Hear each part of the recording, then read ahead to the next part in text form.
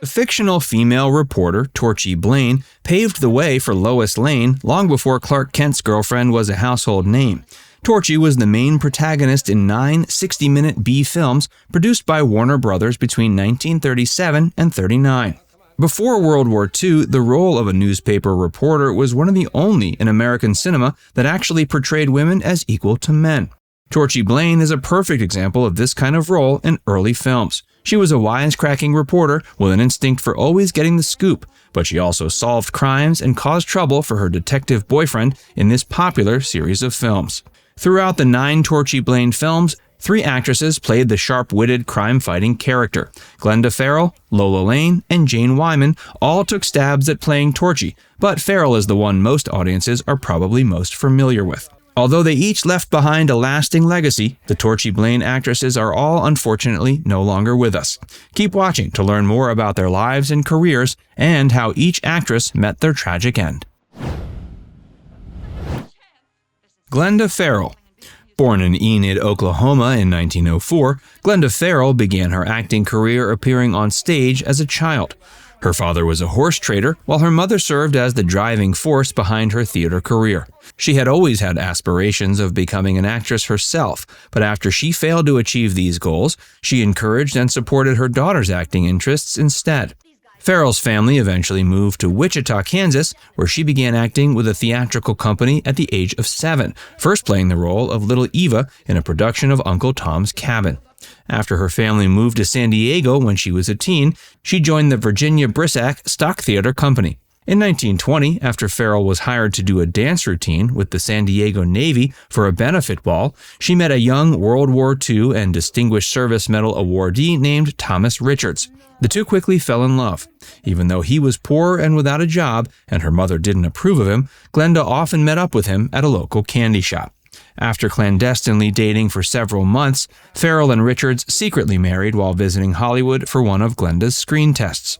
Glenda soon became pregnant, which made it impossible for her to continue dancing in the vaudeville act she and her husband had been in to earn a living. Sadly, not long after their son Tommy was born, their blissful marriage began to sour. Richards coped with his war wounds and financial problems by hitting the bottle, and he would often disappear for months at a time. Although Farrell tried her best to make things work, she ultimately divorced Richards in 1929. In 1929, Farrell was cast as the female lead in the play The Spider. Later that year, she made her film debut in a relatively minor role in the movie Lucky Boy. She then moved to New York, where she replaced Erin O'Brien Moore as the character Marion Hardy in the play Aurania. The play later served as the basis for the popular Andy Hardy series of films. Around this time, she appeared in several other plays, including Love, Honor, and Betray, alongside Clark Gable and George Brent. In 1930, she starred in a comedy short called The Lucky Break with actor Harry Fox. Her next major role was playing Olga Stasov in Mervyn LeRoy's gangster flick Little Caesar. The film proved to be Farrell's first big breakthrough film role and saw her co-starring alongside legends like Douglas Fairbanks Jr. and Edward G. Robinson. Over the next few years, Farrell starred in films like I Am a Fugitive from a Chain Gang, Mystery of the Wax Museum, Lady for a Day, and Smart Blonde, the latter of which was the first Torchy Blane film.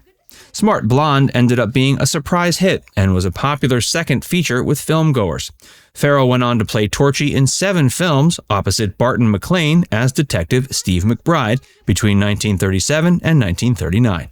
The series took Farrell's career to a new level. She quickly developed a huge fan base who loved her realistic portrayal of the Torchy character. Yet, audiences weren't used to seeing women in such affirming roles. To get into her role, Farrell watched real-life female journalists as they worked on visits to New York City. Farrell noticed they were, generally speaking, young, refined, attractive, and intelligent people who were able to hold their own in a mostly male-dominated profession. By making Torchy true to life, she succeeded in creating a character that was unique to the cinema world. After doing the Torchy Blane films, Glenda left Warner Brothers in 1939. She went on to remain active in film, television, and theater for the rest of her life. In 1941, she married Army flight surgeon and Major Dr. Henry Ross after meeting during a performance of the play Separate Rooms after she sprained her ankle and received medical treatment from him backstage. The two remained happily married until her death. In 1971, Farrell succumbed to lung cancer at age 60 in her home in New York City. Jane Wyman. Born Sarah Jane Mayfield on January 5, 1917, Wyman's professional career began when she was signed with Warner Brothers as a contract player in 1933 at age 16. She quickly became a popular actress, often playing the leading lady in films like Public Wedding, Brother Rat, and its 1940 sequel, Brother Rat and a Baby. Wyman played the title role in the 1939 Torchy Blane flick Playing with Dynamite, which happened to be the last film in the series. In 1948, Wyman was nominated for 4 Academy Awards, including Best Actress, for her appearance in Johnny Belinda. She later appeared in films like Stage Fright, So Big, and All That Heaven Allows. While Wyman was married to 4 different men throughout her life, her most famous marriage was to future U.S. President Ronald Reagan in 1940.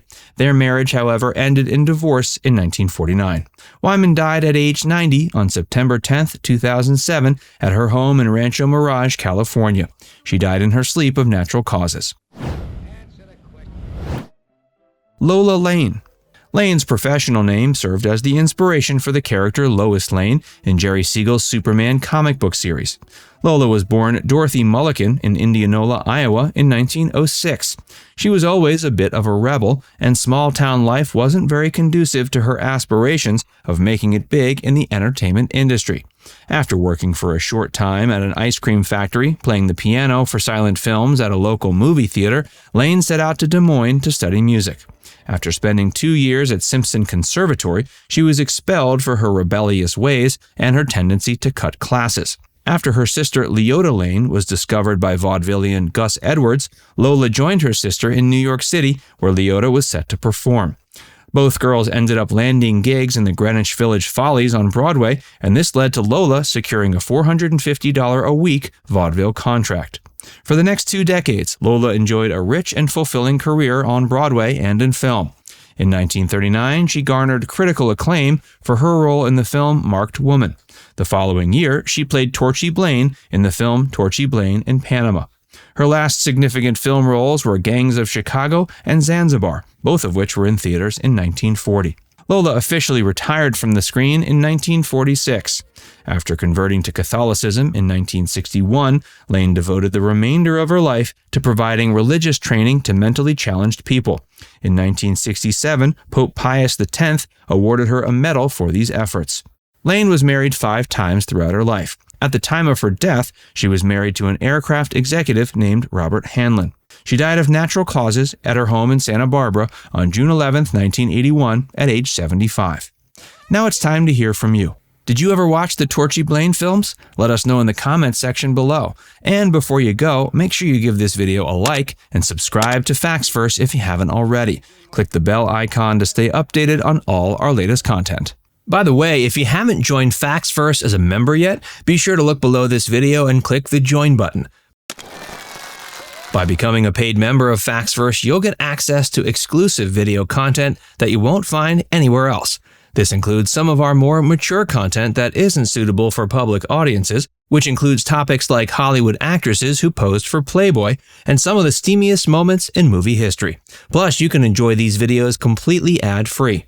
Our biggest fans will notice they also get badges next to their name when they leave comments on our videos. We pay special attention to comments from our members, and so do other viewers. So if you want exclusive content from Factsverse or inside access to discussions with other community members, click the join button to get started for just $4.99.